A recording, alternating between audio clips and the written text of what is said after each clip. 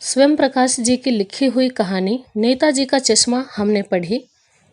आज हम उसी कहानी के अभ्यास के प्रश्न कर लेते हैं। पहला प्रश्न है, सेनानी न होते हुए भी चश्मे वाले को लोग कैप्टन क्यों कहते थे? यानी कि चश्मे वाले का नाम कैप्टन नहीं था, फिर भी लोग उसको कैप्टन क्यों कहते थे? और ना ही उसने आज़ादी की लड़ाई में भाग लिया था, तो फिर क्या वजह थी कि उसका नाम कैप्टन रखा गया? देखते हैं इसका जवाब। चश्मे वाला एक देशभक्त नागरिक था। उसके अंदर देशभक्ति की भावना कूट कूट कर भरी हुई थी।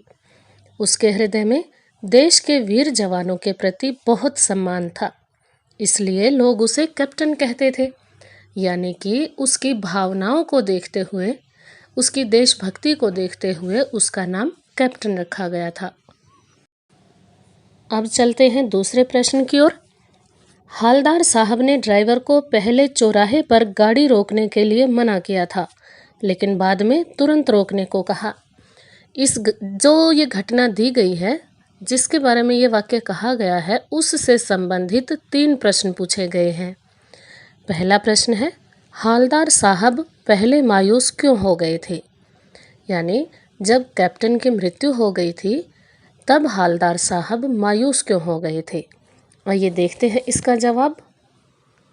हालदार साहब पहले इसलिए मायूस हो गए थे क्योंकि वे सोच रहे थे कि चौराहे पर नेताजी सुभाष चंद्र बोस की मूर्ति तो होगी, लेकिन उनकी आंखों पर चश्मा नहीं होगा, क्योंकि चश्मा लगाने वाला जो व्यक्ति था वो देशभक्त कैप्टन तो मर चुका है और अब वहाँ किसी में उसके जैसी देशभक्ति नहीं है।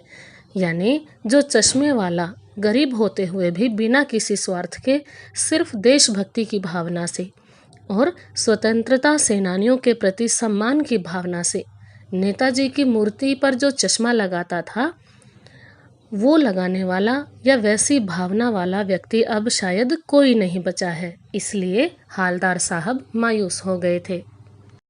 दूसरे प्रश्न के ख भाग में पूछा गया है कि मूर्ति पर सरकंडे का चश्मा क्या उम्मीद जगाता है? जब हालदार साहब ने नेताजी की मूर्ति को देखकर एकदम अपनी जीप रुकवाई, तो उन्होंने देखा कि कैप्टन के मरने के बाद भी किसी ने नेताजी की मूर्ति पर चश्मा लगा दिया है। तो वो समझ गए कि उचित साधन न होते हुए भी किसी बच्चे ने अपनी क्षमता के अनुसार नेताजी की मूर्ति को सरकंडे का चश्मा पहना दिया था। यानी बच्चे के पास कोई साधन नहीं था, कोई चश्मा नहीं था, लेकिन फिर भी नेताजी के प्रति अपना सम्मान, अपनी देशभक्ति दिखाने के लिए किसी बच्चे ने उन्हें सरकंडे का चश्मा पहना दिया था।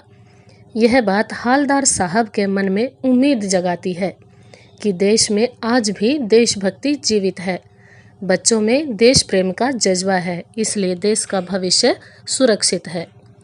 इस प्रकार मूर्ति पर सरकंडे का चश्मा उम्मीद जगाता है कि हमारे देश के बच्चों में देशभक्ति की जो भावना है, उससे हमारा देश सदा सुरक्षित रहेगा। दूसरे प्रश्न के ग भाग में पूछा गया है कि हालदार साहब इतनी सी बात पर भावुक क्यों हो उठे? इतनी सी बात का मतलब ये है कि जब हालदार साहब ने नेताजी की मूर्ति पर सरकंडे का चश्मा देखा, तो उनका मन भावुक क्यों हो गया? देखते हैं इसका उत्तर। नेताजी की मूर्ति पर सरकंडे का चश्मा देखकर हालदार साहब भावुक हो गए। उनकी निराशा आशा में बदल गई, क्योंकि अब उन्हें यकीन हो गया था कि भावी पीढ़ी के मन में भी स्वतंत्रता सेनानियों के प्रति सम्मान है और देशभक्ति की भावना है। भावी पीढ़ी का मतलब है आने वाली जनरेशन, नई जनरेशन या नई पीढ़ी। उनके मन में भी देशभक्ति की उतनी ही भावना है जितनी हमारे स्वतंत्रता सेनानियों के मन में थी, इसीलिए वो भावुक हो गए। अब देखते हैं तीसरा प्रश्न। आशय स्पष्ट कीजिए। इसका मतलब होता है कि जो बात दी गई है, जो पंक्ति दी गई है, उसका मतलब बताइए। देखते हैं क्या पंक्ति दी गई है। बार बार सोचते क्या होगा उस कौम का जो अपने देश की खातिर घर गृहस्थी, जवानी, जिंदगी सब कुछ होम कर देने वालों पर भी हंसती है और अपने लिए बिकने के मौके ढूंढती है। होम कर देना का मतलब होता है कुर्बान कर देना। आइए देखते हैं कि इस पंक्ति का क्या मतलब है। देशभक्तों ने हमारे देश को आज़ाद करवाने के लिए अपना सब कुछ कुर्बान कर दिया। अपनी घर गृहस्थी, अपना परिवार, अपनी ज़िंदगी, अपनी जवानी, अपनी खुशियाँ, अपने सुख, सब कुछ अपने देश पर निछावर कर दिया। उन्हीं देशभक्तों के कारण आज हम आज़ाद हैं। आज़ाद देश में आज़ादी की सांसें ले रहे हैं, अपनी मर्जी से जी रहे हैं। यदि कोई उन देशभक्तों की देशभक्ति पर हंसता है तो यह बड़े ही दुख की बात है। देशभक्तों के लिए उनके मन में सम्मान की भावना नहीं है।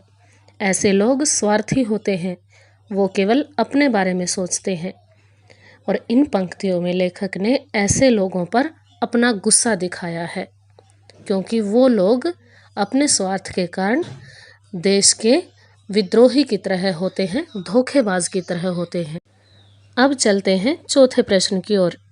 चौथा प्रश्न है, पान वाले का एक रेखा चित्र प्रस्तुत कीजिए।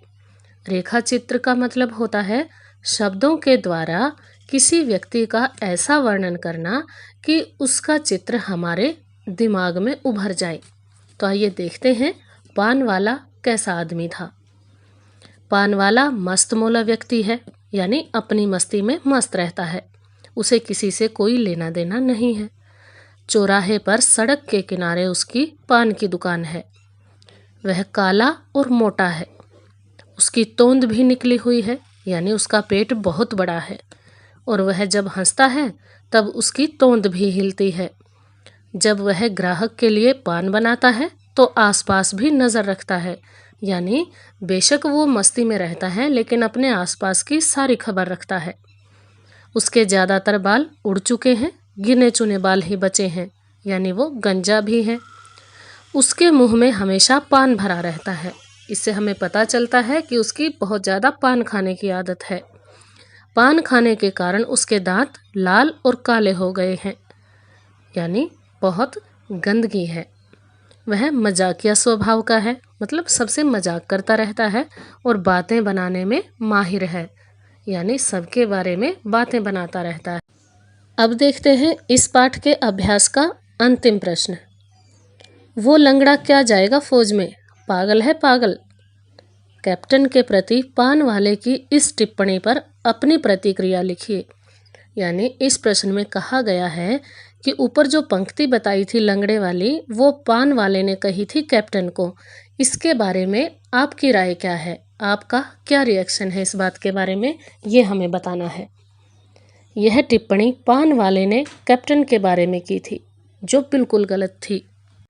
कैप्टन विकलांग था, इसलिए वह फौज में नहीं जा सकता था, लेकिन उसके हृदय में जो अपार देशभक्ति की भावना थी वो किसी फौजी से कम नहीं थी।